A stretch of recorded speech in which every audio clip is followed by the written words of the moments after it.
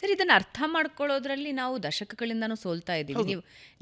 ನೀವು ಹೇಳ್ತಾ ಇರೋದನ್ನ ದಶಕಗಳಿಂದ ಹೇಳ್ತಾ ಬರ್ತಾ ಇದ್ದೀರಾ. ಬಟ್ ಪೋಷಕರಲ್ಲಾಗಲಿ ವಿದ್ಯಾರ್ಥಿಗಳಲ್ಲಾಗಲಿ, ಪೋಷಕರ ಕಾರಣದಿಂದಾಗಿ ವಿದ್ಯಾರ್ಥಿಗಳಲ್ಲಾಗಲಿ ಅದು ಅರ್ಥ ಮಾಡ್ಕೊಳ್ಳುವಂಥ ಸಂದರ್ಭ ಬರ್ತಿಲ್ಲ. ಯಾಕೆಂದರೆ ಈಗ ಉದಾಹರಣೆಗೆ DVG ಎಲ್ಲರೂ ಇಷ್ಟಪಡ್ತೀವಿ, ಪ್ರೀತಿಸ್ತೀವಿ. ಆದರೆ ನಮ್ಮ ಮನೆಯಲ್ಲೊಬ್ಬ DVG ಹುಡ್ತಾನೆ ಅಂದರೆ ಅದ್ರ ಬಗ್ಗೆ ನಮಗೊಂದು ಸಮಸ್ಯೆ, ಆಕ್ಷೇಪ ಇದೆ. ಕುವೆಂಪು ನಾವು ಆರಾಧಿಸ್ತೀವಿ, ನಮ್ಮ ಮನೆಯಲ್ಲೊಬ್ಬ ಕುವೆಂಪು ಆಗ್ತೀನಿ ಅಂತ ಹೊರಟ್ರೆ ಅದಕ್ಕೆ ಅಲ್ಲಿ ಕತ್ತರಿ ಹಾಕ್ತೀವಿ. ಇಂಜಿನಿಯರ್ ಆಗು, ಡಾಕ್ಟರ್ ಆಗು, ನೀನು ವಿದೇಶಕ್ಕೆ ಹೋಗು, ಅಲ್ಲಿ ಕೋಟಿ ಕೋಟಿ ಸಂಬಳ ತೊಗೊಂಡು ಬಾ, ಇದರಿಂದ ಹೊರಗೆ ಬರೋದಕ್ಕೆ ಸಾಧ್ಯನೇ ಆಗ್ತಿಲ್ಲ. ಯಾಕೆ ಅದೇ ಹೇಳ್ತೀನಲ್ಲ, ಈಗ ನಾನು ಸಮಾಜದ ಬಗ್ಗೆ ಹೇಳ್ಕೊಂಬಂದೆ. ಧನ ಪ್ರಧಾನವಾದಂಥ ಸಮಾಜ ಆಗಿದೆ. ಎಲ್ಲವೂ ಧನ ಸುತ್ತುವಂಥದ್ದು ಹಣನೇ. ಯಾಕೆ ಅಪ್ಪ ಅಮ್ಮ ಕೆಟ್ಟವರಲ್ಲ ಅವರು.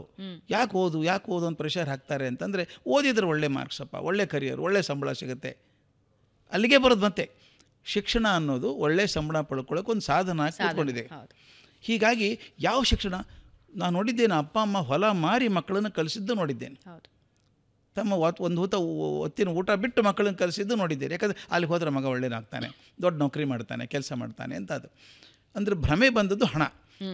ಈ ಮಾದರಿ ಚೇಂಜ್ ಆಗ್ತದೆ ಅಂತ ಹೇಳಿದ್ನಲ್ಲಿ ಈಗಾಗಲೇ ಸಿಂಪಲ್ಸ್ ಬರ್ತಾ ಇದೆ. ಅದಕ್ಕೆ ಸಿಂಪಲ್ಸ್ ಬರ್ತಾ ಇದೆ. ಈ ಕಲ್ಪನೆ ಮಾಡ್ಕೊಳ್ಳಿ, ನಮ್ಮ ತಂದೆ ಕಡೆಗೆ ಒಂದು 100 ಕೋಟಿ ರೂಪಾಯಿ ಆಯಿತು ಅಂತ ಇಟ್ಕೊಳ್ಳಿ. ನನಗೆ ಒತ್ತಾಯ ಮಾಡ್ತಿದ್ರು ಅವರು, ಇದನ್ನೇ ಕಲಿಯು, ಬೇಗ ಕಲಿಯಪ್ಪ, MBBS ಹೋಗು, ಡಾಕ್ಟರ್ ಆಗು, ಭಾಳ ದುಡ್ಡು ಕಲಿಸು ಅಂತಿರಲಿಲ್ಲ. ಅಯ್ಯೋ ದುಡ್ಡು ನನ್ನ ಕಡೆ ಬೇಕಾದಷ್ಟು ಇದೆ ಮಾರಾಯ, ನಿನಗೇನು ಬೇಕೋ ಅದು ಮಾಡ್ಕೊ. ಇವತ್ತಿಗೂ ಕೂಡ ಭಾಳಷ್ಟು ಶ್ರೀಮಂತರ ಮಕ್ಕಳು ಒತ್ತಾಯ ಮಾಡಲ್ಲ. ಮೆಡಿಕಲ್ಗೆ ಹೋಗ್ಬೇಕು, ಇಂಜಿನಿಯರಿಂಗ್ ಹೋಗ್ಬೇಕು, ಅಪ್ಪ ಆಸ್ತಿ ಮಾಡಿ ಇಟ್ಟಿದ್ದಾರೆ ಬೇಕಾದಷ್ಟು. ಒಂದು ಸಲ ಭದ್ರತೆ ಇದೆ, ಹಣಕಾಸಿನ ಭದ್ರತೆ ಇದ್ದಾಗ ಏನಾದರೂ ಪ್ರಯತ್ನ ಮಾಡ್ಬೋದು. ನೀನು ಮಾಡು, ಆರ್ಟಿಸ್ಟ್ ಆಗು ನೀನು. ಈಗ ನೋಡಿರಬೇಕು, ಮೊನ್ನೆ ದಿವಸ ಒಂದು ಪ್ರಧಾನಮಂತ್ರಿಗಳು ಹೋಗಿ ಬಂದರು, ಝೂ ಮಾಡಿದ್ದಾರೆ, ಇನಾಗ್ರೇಷನ್ ಮಾಡಿದರು. ಪ್ರಪಂಚದಲ್ಲಿ ಎಲ್ಲೂ ಇಲ್ಲಲ್ಲಪ್ಪ ಆ ಥರದ್ದು. ಬಿಕಾಸ್ ಹಣಕಾಸಿನ ಭದ್ರತೆ ಇದೆ ಅವರಪ್ಪಂದು. ಆದ್ದರಿಂದ ಅಂತ ಝೂ ಮಾಡಿದ್ದಾರೆ. ಅತ್ಯಂತ ಯಾವ ಆತಂಕಕ್ಕೆ ಒಳಗಾದಂಥ ವಂಶ ಹಾಳಾಗಿ ಹೋಗುವಂಥ ಪ್ರಾಣಿಗಳನ್ನು ತಂದು ಸಾಕಿಬಿಟ್ಟು ಮಾಡೋದು ಅದ್ಭುತ ಪ್ರಯೋಗ. ಅದು 3500 ಎಕರೆಯಲ್ಲಿ ಮಾಡಿದ್ದು. ದುಡ್ಡಿಲ್ಲಿ ಆದರೆ ಮಾಡ್ತಿದ್ರು ಅವರು. ಆಗೋದು ಕಲ್ಪನೆ ಮಾಡೋಕ್ಕೆ ಸಾಧ್ಯ ಇಲ್ಲ. ಅದರಿಂದ ಈಗ ದೊಡ್ಡಿದ್ದವ್ರು, ಭದ್ರತೆ ಇದ್ದವ್ರು ಏನು ಮಾಡ್ತಿದ್ದಾರೆ, ನೀವು ಮಾಡು ಅಂತಾರೆ. ಈಗ ಸ್ಲೋಲಿ ನಮ್ಮ ಸಮಾಜದಲ್ಲಿ ಏನಾಗ್ತಿದೆ ಗೊತ್ತಾ, ಅಪ್ಪರ್ ಮಿಡಲ್ ಕ್ಲಾಸ್ ಬರ್ತಾ ಇದೆ. ಈಗ middle class, upper middle class, ಅವರು ಸ್ವಲ್ಪ ದುಡ್ಡಿದೆ ಅವ್ರ ಕಡೆಯಿಂದ. ಈಗ ಭಾಳ ಜನ ನಾನು ಕಂಡದ್ದು ಹೇಳ್ತಾರೆ, ಅಯ್ಯೋ ನೀ ಕಲಿಯಪ್ಪ ಮಾರಾಯ, ಡಾಕ್ಟರ್ ಆಗಬೇಕು ಅಂತ ಏನಿಲ್ಲ, ಇದೆ ನಿನಗೇನು ಬೇಕು ಮಾಡು. ಈಗ ಬದಲಾವಣೆ ಕಾಣಿಸ್ತಾ ಇದೆ. ಈಗ ಸ್ಲೋಲಿ ಏನು ಕೆಳಗಿನ ಹಂತಕ್ಕೂ ಬರುತ್ತೆ.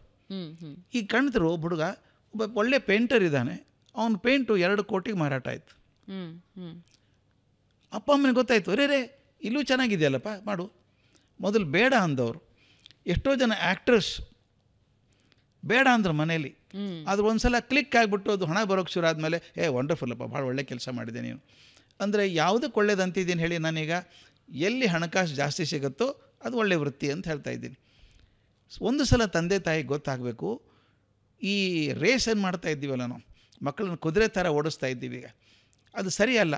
ಮಕ್ಕಳು ಮನಸ್ಸಿಂದ ಮಾಡಿದ್ರೆ ಅದ್ಭುತ ಕೆಲಸ ಮಾಡ್ತಾರೆ ಅಂತ ಗೊತ್ತಾದರೆ ಅವಕಾಶ ಅವರು ಕೊಡ್ತಾರೆ. ಯಾವ ಭದ್ರತೆ ಹುಡುಕೋದು ಮನುಷ್ಯ. ಒಂದು ಭಾಳ ಇಂಟ್ರೆಸ್ಟಿಂಗ್ ವಿಷಯ ಇದೆ ಭಾವನೆ, ಹೇಳಬೇಕು ನಾನು ನಿಮಗೆ.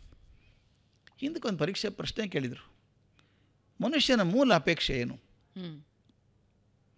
ಈ ನೌಕರಿ ಬಿಟ್ಬಿಡಿ, ಮೂಲ ಅಪೇಕ್ಷೆ ಏನು? ಬೇಕಾದಷ್ಟು ಅಪೇಕ್ಷೆ ಇರ್ಬೋದು. ಒಂದು ಒಳ್ಳೆ ಊಟ ಸಿಗಬೇಕು ಅಂತ ಇರ್ಬೋದು, ಒಳ್ಳೆ ನೌಕರಿ ಇರ್ಬೋದು, ಒಳ್ಳೆ ಹುಡುಗಿ ನೌಕರಿ ಮದುವೆ ಆಗಬೇಕು, ಏನೋ ಇರ್ತದೆ ಆಸೆ. ಈ ಎಲ್ಲಕ್ಕಿಂತ ಮುಖ್ಯವಾದದ್ದು 2 ಆಸೆ ಅಂತ ಹೇಳ್ತಾರೆ ಮನುಷ್ಯಶಾಸ್ತ್ರದಲ್ಲಿ. 2 ಆಸೆ. ಒಂದು ಶಾಶ್ವತವಾಗಿ ಸಾಯಬಾರ್ದು, ಯಾವ ಅಜರಾಮರಾಗಿರಬೇಕು, ಬದುಕಬೇಕು. 2ನೇದು ಸಂತೋಷವಾಗಿರಬೇಕು. ಓಕೆ, 2ರಲ್ಲಿ ಯಾವುದು ಮುಖ್ಯ? ಸಂತೋಷವಾಗಿರೋದು. ಡಾಕ್ಟರ್ ಹೇಳ್ತಾರೆ, ನೀನು ಸಾಯಬಾರ್ದಲ್ಲಪ್ಪ, ನೀನು ಸಾಯಲ್ಲ, ಉಳಿಸ್ಕೋತೀವಿ ನಾವು, ವೆಜಿಟೇಬಲಾಗಿ ಹಾಗೆ ಇರು, ಎಲ್ಲ ಹಾಕಿಡ್ತೀವಿ, ಮಲ್ಕೊಂಡಿರ್ತೀವಿ, ಹೇಳೋಕ್ಕಾಗಲ್ಲ, ಮಲ್ಕೊಳ್ಳೋಕ್ಕಾಗಲ್ಲ, 100 ವರ್ಷ ಇರ್ಬೋದು ನೀನು ಅಂತಾರೆ. ಬದುಕಾದು ಸಾಕುಬಿಡಿ ಅಂತ ಅವನು. ಅಂದರೆ ಶಾಶ್ವತವಾಗಿರೋದಕ್ಕಿಂತ ಮುಖ್ಯವಾಗಿರೋದು ಸಂತೋಷವಾಗಿರೋದು. ಈ ಮನುಷ್ಯ ಸಂತೋಷವಾಗಿರೋದಕ್ಕೆ ಏನೇನು ಬೇಕು ಎಲ್ಲ ಮಾಡ್ಕೊಂಡ. ಈಗ ದುಡ್ಡಿನಿಂದ ಸಂತೋಷ ಸಿಗ್ತದೆ ಅಂತ ಒಂದು ಭ್ರಮೆ ಬಂದಿದೆ. ಬಿಗ್ ಕಾರ್, ನೀವು ನೋಡಿದ್ರೆ ಅಡ್ವರ್ಟೈಸ್ಮೆಂಟ್ ನೋಡಬೇಕು, ಆ ಮಗು ಕಡೆ ಹೇಳಿಸ್ತಾರೆ, my father has a big car ಅಂತ. ಅಂದರೆ ಬಿಗ್ ಕಾರ್ ಸ್ಟೇಟಸ್ ಸಿಂಬಲ್. ನನ್ನ ಮಗ ಸಣ್ಣ ಕಾರ್ಕಿಂತ ದೊಡ್ಡ ಕಾರ್ ಒಳ್ಳೇದು. ಇದೆಲ್ಲ ಹಾಕಿದ್ವಲ್ಲ ನಾವು, ಎಲ್ಲ ಹಣದ ಮೂಲಕ ಬರಬೇಕು ಅಂತಿದೆಯಲ್ಲ. ಇದಲ್ಲದೆ ಬರೋದು ಇದೆಯಲ್ಲ, ಅವಕಾಶಗಳು ಬೇರೆ ಇದೆಯಲ್ಲ, ನಿಧಾನಕ್ಕೆ ಸಿಗೋಕ್ಕೆ ಶುರು ಆಗುತ್ತೆ. ಈಗ ನಾನು ಆ ರೇಸಿಗೆ ಹೋಗಬೇಕಾಗಿಲ್ಲ. ನಮ್ಮ ಹುಡುಗ ಒಬ್ಬ ಪರಿಚಯದವನು ಮರ್ಚೆಂಟ್ ನೇವಿಗೆ ಹೋದ. ಓಕೆ, ಅವನು ಗಳಿಸಿದಷ್ಟು ಯಾವ ಇಂಜಿನಿಯರ್ ಗಳಿಸೋಕೆ ಸಾಧ್ಯ ಇಲ್ಲ. ಅವ್ನು ದಡ್ಡ ಅಂತ ಬ್ರ್ಯಾಂಡ್ ಮಾಡಿದ್ವಿ ನಾವು. ಅವ್ನು ದಡ್ಡ ಅಲ್ಲ ಅವನು.